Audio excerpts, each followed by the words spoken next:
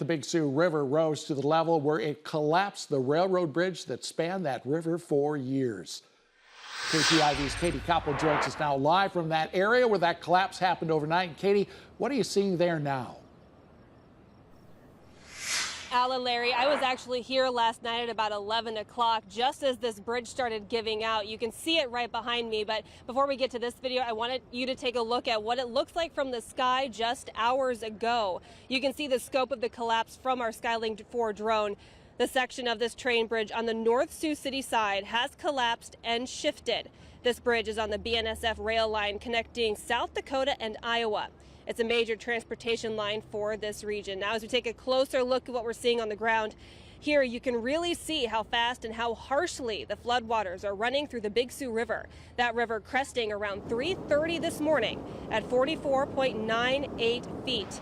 That crest came several hours sooner than expected and also came in several feet higher than predicted. The amount of rain this region has seen in the last few weeks really wreaking havoc here today. Losing this rail passage between South Dakota and Iowa is a devastating blow to this region, and state officials saying today it will likely be months before this line is open again.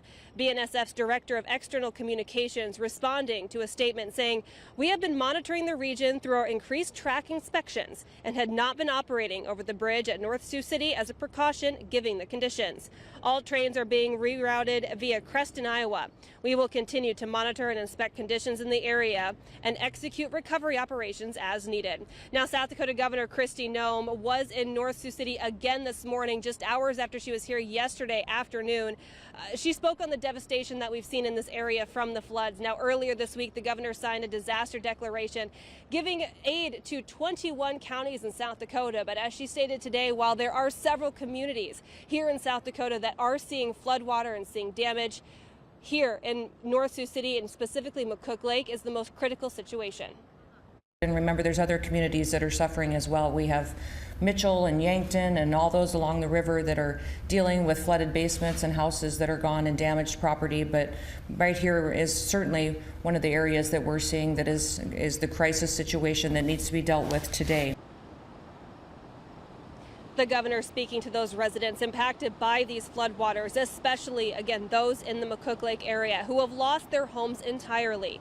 She says she and the state are standing with them through this difficult time.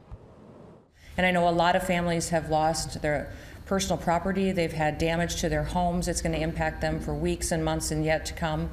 And we're just deeply grieved by what we see as far as damage and what they'll have to deal with. But we'll be walking alongside them and be offering all the resources that we possibly can to help them get back to normal as soon as possible, as soon as we see these high waters recede and move out of the area.